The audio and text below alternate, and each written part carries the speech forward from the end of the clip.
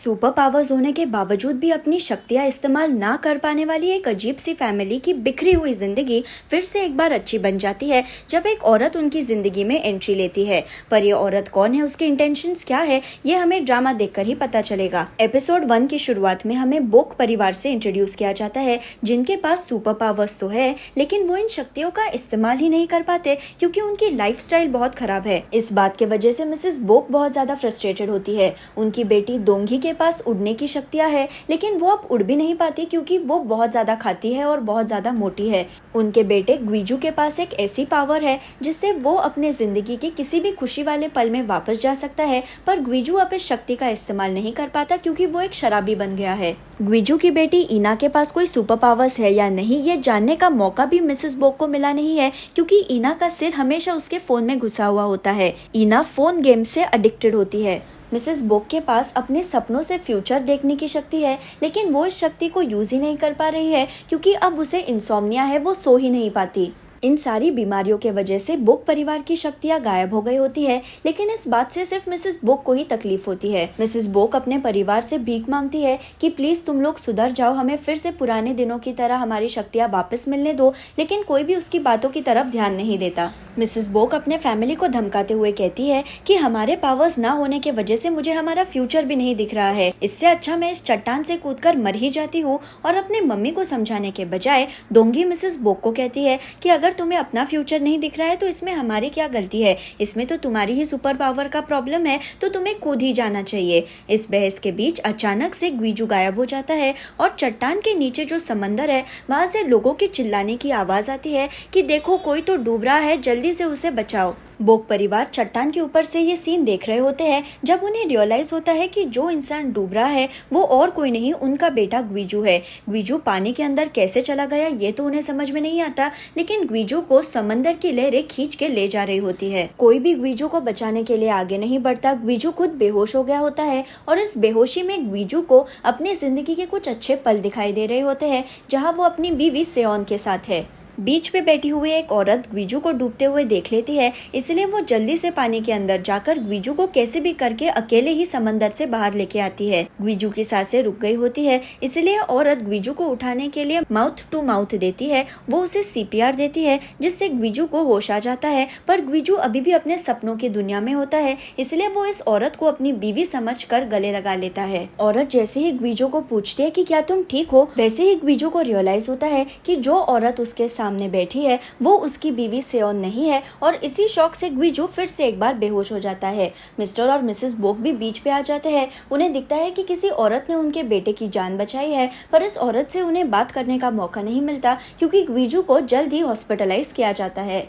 Mrs बोक irritate होकर ग्वीजू पे चिल्लाती है कि क्या तुम अपनी जान देने के लिए समंदर में कूद गए, क्या तुमने एक भी बार हमारे बारे में नहीं सोचा।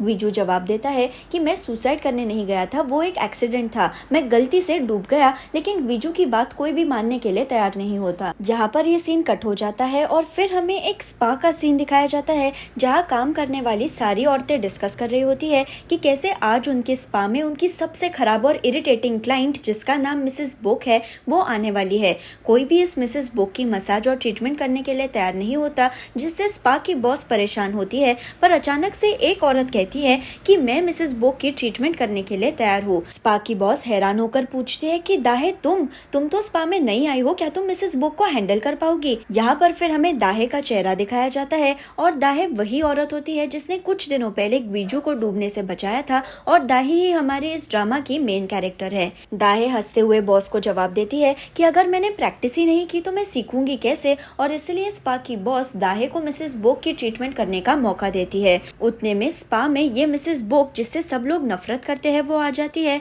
और ये और कोई नहीं ग्वीजू की माँ मिसेस बोक ही होती है। दाहे मिसेस बोक को रिलैक्स करवाने के लिए हर्बल टी पीने देती है, पर मिसेस बोक मना कर देती है कहकर कि मैं ये फेक केमिकल वाली हर्बल टी नहीं पीती। दाहे उसे बताती है कि ये फेक केमिकल वाली टी नहीं है क्योंकि उसने खुद इस चाय की जड़ी बूटियों को पहाड़ों से तोड़ा है। और ये बात जानकर मिसेस बोक का एटीट्यूड बदल जाता है और वो ये हर्बल टी पीने लगती है। दाहे बहुत ज्यादा अच्छी मसाज करती है तो मिसेस बोक उसकी तारीफ करते हुए कहती है कि तुम्हारे हाथों में तो जादू है, तुम्हारे पास कुछ ऐसा है जो मेरे परिवार के पास नहीं है। दाहे पूछते हैं कि ऐसा क्या नहीं है आपके परिवार के पास, तो मिसेस बोक जवाब देती है कि सेहत, मेरा परिवार बीमार है, उन्हें हेल्थ की अब सबसे ज्यादा जरूरत है। इन्हीं बातों में और मसाज के बीच मिसेस बोक को नींद लग जाती है और थोड़ी देर बाद स्पा की बॉस मिसेस बोक को उठाने आती है और फिर मिसेस बोक को रियलाइज होता है कि दाहे की मसाज के वजह से वो इतने महीनों में पहली बार इतने घंटों तक सो पाई है। मिसेस बोक बहुत ज्यादा खुश होती है क्योंकि अगर उसे नींद लग गई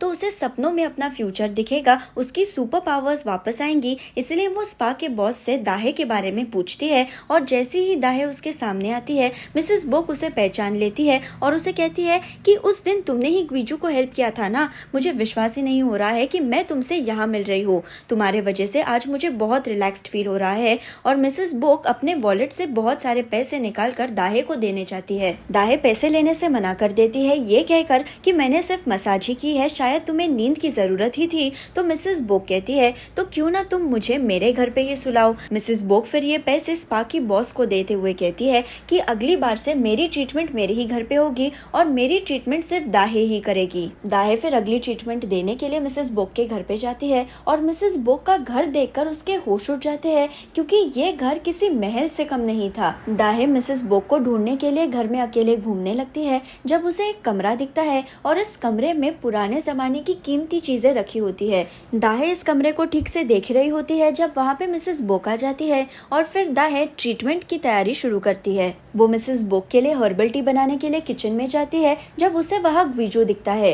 ग्वीजू एक शराब की बोतल खोलने की कोशिश कर रहा होता है लेकिन वो बोतल उससे खुल नहीं रही होती है जिस वजह से वो बहुत इरिटेट हो गया होता है। दाहे ग्वीजू को बोलती है कि तुम जिस तरीके से इस बोतल को खोलने की कोशिश कर रहे हो वो बहुत ज्यादा डेंजरस है, ऊपर से तुम ऑलरेडी नशे में हो, रुको मैं तुम्हारे लिए ये बोतल खोल के देती हूँ। और दाहे इस बोतल को खोलने के लिए आगे बढ़ती है और दाहे जानबूझकर इस बोतल को नीचे गिरा देती है। बोतल फूट जाती है और दाहे जल्दी से फर्श साफ करने की कोशिश तो करती है लेकिन इस शोर शराबे की वजह से मिसेस बोक वहां आ जाती है। मिसेस बोक ग्वीजू को पूछती है कि क्या तुमने ये सब कुछ किया, रुको क्या तुमने दाहे को पहचाना, दाहे वही औरत है जिसने उस दिन तुम्हारी जान बचाई, उसे हेलो बोलो। ग्वीजू बहुत रूडली दाहे से कहता है कि अच्छा तुमने मेरी जान बचाई इसलिए तुम अब यहाँ पैसे लेने आई हो, देखो तुम्हें अगर पैसे चाहिए तो तुम वो इस बुढ़िया से ले लो। और ग्वीजू वहाँ से चला जाता है। ग्वीजू और मिसेस बोक के वहाँ से जाने पर दाहे हर्बल टी बनाती है और इस हर्बल टी में वो कोई पाउडर चुपके से डालती है।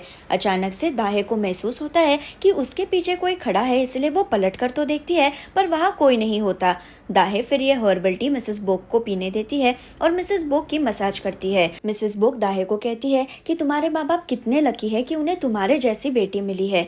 दाहे बोलती है कि मेरे माँ बाप गुजर गए हैं, मेरा इस दुनिया में अब कोई नहीं है, मेरी शादी भी हुई थी लेकिन वो भी टिक नहीं पाई। मिसेस बोक पूछती है कि शादी, तुम इतनी यंग हो, तुमने शादी कैसे कर ली। तो दाहे कहती है कि मेरी एक नहीं 2 शादियां हुई और दोनों बार डिवोर्स हुआ। मेरा पहला पति मुझ पे चीट करता था और दूसरा पति शराबी था और मुझे मारता था, शायद गलती मेरी ही थी, मुझे ही अपना खुद का परिवार चाहिए था इसलिए मैंने जल्दी में शादी कर दी। मिसेस बोक को दाहे की स्टोरी सुनकर बहुत बुरा लगता है और उसे लगता है कि दाहे और उसके बेटे ग्वीजू की सिचुएशन बहुत सिमिलर है। वो दाहे को कहती है कि मेरा बेटा ग्वीजू भी तुम्हारी ही तरह है, उसकी भी शादी हुई थी लेकिन उसकी बीवी एक्सीडेंट में गुजरने के बाद ग्वीजू सदमे में चला गया, वो अभी भी मूव ऑन नहीं कर पाया है। ट्रीटमेंट होने के बाद दाहे वहाँ से चली जाती है और मिसेस बोक मिस्टर बोक को दाहे की स्टोरी बताती है कि कैसे दाहे के माँ बाप नहीं है, वो बेचारी अकेली है परफेक्ट होने के बावजूद भी, उसे घर का खाना पसंद है, वो जंक फूड बिल्कुल नहीं खाती, उसे अपना खुद का परिवार चाहिए। उसकी और ग्वीजू की सिचुएशन मिलती जुलती है पर दाहे ग्वीजू से बहुत ज्यादा समझदार है। यहाँ ये सीन कट हो जाता है और फिर हमें कुछ ऐसा दिखाया जाता है जो हमने एक्सपेक्ट भी नहीं किया होता। दाहे ने जो इमेज मिसेस बोक के सामने बनाई है वो पूरी तरह से झूठी है। दाहे की मम्मी जिंदा है, उसकी मम्मी खुद भी मसाज का छोटा सा बिजनेस चलाती है। दाहे अपनी मम्मी से खाना मांगती है तो उसकी मम्मी उसे नूडल्स बनाने के लिए कहती है, पर क्योंकि दाहे को आग से डर लगता है तो वो कच्चे नूडल्स ऐसे ही खा जाती है। यहाँ ये सीन कट होता है और फिर हमें दिखाया जाता है कि मिसेस बोक को नींद लग जाती है और जब वो नींद से उठती है तो वो मिस्टर बोक को बताती है कि उसे सपने में दाहे दिखी और दाहे ने बोक परिवार की रिंग अपने हाथों में पहनी थी। मिसेस बोक मिस्टर बोक को कहती है कि शायद दाहे ही हमारी जिंदगी को सुधारेगी, शायद वो ही हमारे पावर्स को वापस ला पाएगी। इस सैटरडे को इना की बर्थडे पार्टी है तो मैं दाहे को घर पे इनवाइट करूंगी। हमें फिर दिखाया जाता है कि ग्वीजू और दोंगी एक जिम ओन करते हैं और इस जिम में एक नई ट्रेनर जॉब करना चाहती है और इस औरत को ये जॉब मिल भी जाता है। एनीवे सैटरडे आ जाता है, इना की बर्थडे पार्टी की तैयारी हो जाती है और उतने में इस पार्टी में दाहे भी आ जाती है। दोंगी दाहे को शेक हैंड करते हुए कहती है कि अच्छा तुम ही हो वो औरत जिसने मेरे भाई की जान बचाई और जिसकी शादी मेरी माँ मेरे भाई से करवाना चाहती है। दाहे ये बात सुनकर हैरान हो जाती है और वो कुछ कह नहीं पाती, इसलिए मिसेस बोक कहती है कि नहीं नहीं ऐसा कुछ नहीं है, ग्वीजू और दाहे की सिचुएशन सिमिलर है, तुम दोनों ने अपने करीबी लोगों को खोया है ना, इसलिए मुझे लगा कि इन दोनों को साथ में रहने से फायदा होगा। ग्वीजू मिसेस बोक को बोलता है कि तुम मेरी शादी करवाना चाहती हो, उससे पहले तुमने इस दाहे को हमारी फैमिली के बारे में क्यों नहीं बताया। आज मेरी बेटी का बर्थडे है, बच्चों से फ्रेंडशिप करना आसान नहीं है और बच्चे सौतेली माँ को कभी एक्सेप्ट नहीं करते। लोग कहते हैं कि ननद खतरनाक होती है लेकिन मेरी बहन दोंगी उससे भी खतरनाक है, वो तुम्हारा खून चूस लेगी और तुम्हारा जीना हराम कर देगी। मिस्टर बोक इस सिचुएशन को शांत करते हुए कहते हैं कि ठीक है ये बातें बाद में भी हो सकती है, मैं इना को लेकर आता हूँ। मिसेस बोक भी टेबल से उठती है और वो ग्वीजू को कहती है कि तुम भी मेरे साथ चलो, मुझे तुमसे बात करनी है। ग्वीजू इरिटेट होकर अपने मम्मी पे चिल्लाता है कि मुझे तुमसे कोई बात नहीं करनी है, तुमने इना के बर्थडे पे उस औरत को कैसे इनवाइट कर लिया। मिसेस बोक बोलती है कि मैं तुम्हें मदद करना चाहती हूँ, इसलिए कितने सालों तक तुम डिप्रेस्ड रहोगे, तुम अपने मरे हुए बीवी सेओन के बारे में हर दिन हर पल सोचते रहते हो, तुम्हारा घर पे अपनी बेटी पे ध्यान भी नहीं है, एक बार मेरी बात मानो और मूव ऑन करने की कोशिश करो। तुमने पहले भी मेरे खिलाफ जाकर सेओन से शादी की थी, मैंने तुम्हें वॉर्न किया था कि मुझे तुम्हारा उसके साथ फ्यूचर नहीं दिख रहा है, लेकिन तुमने उसे प्रेग्नेंट कर दिया और उससे शादी कर ली। तुमने मेरे प्रिडिक्शन को इग्नोर किया, इसलिए ये सब कुछ हो रहा है। सेओन ने अगर तुमसे शादी नहीं की होती तो आज वो जिंदा होती। मिसेस बोक और ग्वीजू का ध्यान भी नहीं होता कि इना सीढ़ियों पे खड़े होकर ये सारी बातें सुन रही होती है। इना ये सारी बातें सुनकर सोचती है कि क्या मेरा जन्म ही सबके लिए अनलकी था, क्या मैं ही अनलकी हूँ। उतने में जोरों से बारिश होने लगती है, अचानक से मिसेस बोक को चक्कर आने लगते हैं और इस वजह से मिस्टर बोक और दोंगी उसे डॉक्टर के पास लेके जाने वाले होते हैं, पर मिस्टर बोक जाने से पहले दाहे को कहते हैं कि मैंने इना के लिए सूप स्टोव पे गर्म करने के लिए रखा था, तो तुम स्टोव को बंद कर दो। मिस्टर बोक मिसेस बोक और दोंगी वहां से चले जाते हैं और जैसे कि हमें पहले से पता है दाहे को आग से डर लगता है, इसलिए वो अपनी आंखें बंद करके स्टोव को बंद करने की कोशिश तो करती है, लेकिन उतने में इना वहां आकर खुद स्टोव ऑफ कर देती है। इन्ना दाहे को पूछती है कि तुम किचन में क्या कर रही हो, क्या तुम फिर से खाने में कुछ डालने वाली हो जैसे तुमने उस दिन हर्बल टी में कुछ डाला था। अगर आपको याद होगा तो दाहे को हर्बल टी बनाते वक्त ऐसा महसूस हुआ था जैसे कि उसके पीछे कोई खड़ा है, तो यहाँ अब हमें बताया जाता है कि उस दिन उसके पीछे इन्ना खड़ी थी। दाहे इन्ना को बोलती है कि उस दिन मैंने चाय में स्वीटनर डाला था और कुछ नहीं। हमें फिर दिखाया जाता है कि ग्वीजू सेओन के फ्यूनरल साइट पे जाता है जहाँ सेओन के माँ बाप भी आए होते हैं। सेओन की मम्मी ग्वीजू को कहती है कि 7 साल हो गए हैं, तुम्हें मूव ऑन करना चाहिए, तुम उस एक्सीडेंट से बच गए इसका मतलब ये नहीं कि तुम जिंदगी भर पछतावा करोगे। सेओन को तुम्हारी ऐसी हालत देखकर बहुत बुरा लगेगा, तुम्हें अपने लिए जीना चाहिए। यहाँ पर हमें दिखाया जाता है कि दाहे और इन्ना साथ में मिलकर खाना खाते हैं और बातों बातों में दाहे इन्ना को बोलती है कि उस दिन जब तुम्हारे पापा समंदर में डूब रहे थे उस दिन वो खुदकुशी नहीं कर रहे थे, मैं वहाँ थी। और दाहे पूरी स्टोरी बताने से पहले ही इन्ना उसकी बात को रोकते हुए कहती है कि तुम इस फैमिली से जितना दूर भाग सकती हो उतनी दूर भागो। दाहे पूछते हैं कि क्यों, क्या बोल रही हो तुम, तो इना बताती है कि बोक परिवार के पास सुपर पावर्स है पर वो उन्हें इस्तेमाल नहीं कर सकते क्योंकि उनकी लाइफस्टाइल बहुत खराब है। तुम्हें क्या लगता है मेरी दादी इतनी नींद से ऑब्सेस्ड क्यों है, क्योंकि उसे सपनों में फ्यूचर दिखाई देता है। दोंगी उड़ सकती है पर अब वो उसकी सुपर पावर इस्तेमाल नहीं कर सकती क्योंकि वो मोटी बन गई है। मेरे पापा किसी भी खुशी के पल में वापस जा सकते हैं पर अब ये उनसे नहीं होता क्योंकि उनकी पूरी जिंदगी अंधेरे से भरी हुई है। दाहे पूछती है कि फिर तुम्हारी सुपर पावर क्या है तो इना बोलती है कि मेरे पास कोई पावर्स नहीं है, इसलिए दादी यानी मिसेस बोक को टेंशन आता है। ये बातें होने पर इना अपने कमरे में चली जाती है और उतने में ग्वीजू घर वापस आ जाता है। ग्वीजू ने इना के लिए टेडी बेयर लाया होता है एज अ बर्थडे गिफ्ट और दाहे ग्वीजू का ये गिफ्ट देखकर कहती है कि तुम्हारी बेटी बड़ी हो गई है, मुझे नहीं लगता कि उसे वो गिफ्ट पसंद आएगा। वैसे इना बहुत क्रिएटिव और इमेजिनेटिव है, उसने मुझे बताया कि तुम्हारी पूरी फैमिली के पास कोई सुपर पावर्स है, पर तुम तुम्हारे टाइम में पीछे वापस जाने वाली सुपर पावर को अब इस्तेमाल नहीं कर सकते। मुझे लगता है कि तुम इस शक्ति को यूज नहीं कर पा रहे हो क्योंकि तुम खुद पुरानी बातों में और टाइम में अटके हुए हो। ग्वीजू कहता है कि मुझे डिप्रेशन है, मेरे लिए मूव ऑन करना इतना आसान नहीं है, मैं अपनी बीवी को प्रोटेक्ट नहीं कर पाया। तो दाहे कहती है लेकिन तुम तो एक प्रोटेक्टर हो, उस दिन मैंने बीच पे देखा कि एक लड़की का सॉफ्ट टॉय पानी में जा रहा था, इसलिए तुम समंदर में कूदे उस सॉफ्ट टॉय को निकालने के लिए, तुमने अपनी जान की परवाह भी नहीं की। उस लड़की को अपना सॉफ्ट टॉय वापस मिलने पर वो इतनी खुश हुई कि वो अपने पेरेंट्स को बता रही थी कि किसी सुपर हीरो ने ही उसके टॉय को बचाया होगा। तुमने जिस तरीके से उस दिन उस टॉय को प्रोटेक्ट किया वैसे ही मुझे भी किसी ने प्रोटेक्ट किया था, पर मुझे बहुत टाइम तक पछतावा हुआ कि मैं जी रही हूँ और वो इंसान जी नहीं पाया। तुम्हारी ही तरह मैं भी बहुत डिप्रेस थी, पर तुम एक अच्छे इंसान हो जो सबकी मदद करता है, जो दूसरों को प्रोटेक्ट करता है। ग्वीजू कहता है कि मैं किसी को बचा नहीं सकता, मैं किसी को प्रोटेक्ट नहीं कर पाऊंगा, ये मत समझ लेना कि तुमने मेरी उस दिन मदद की इसलिए मैं भी तुम्हारी मदद करूंगा। यहाँ ये सीन कट होता है और फिर हमें दिखाया जाता है कि दाहे के घर जाने पर उसकी मम्मी, जिसका नाम होंग है, वो उसे बोलती है कि आ गई मेरी एक्ट्रेस, चलो खाना खा लो। उतने में एक दूसरी औरत वहां आकर कहती है कि मैं कब खाना खाऊं, तो मम्मी यानी होंग कहती है कि तुम्हें तुम्हारे फिगर का ध्यान रखना है। अब ये औरत वही औरत होती है जो जिम ट्रेनर बनने के लिए ग्वीजू और दोंगी के जिम में गई थी।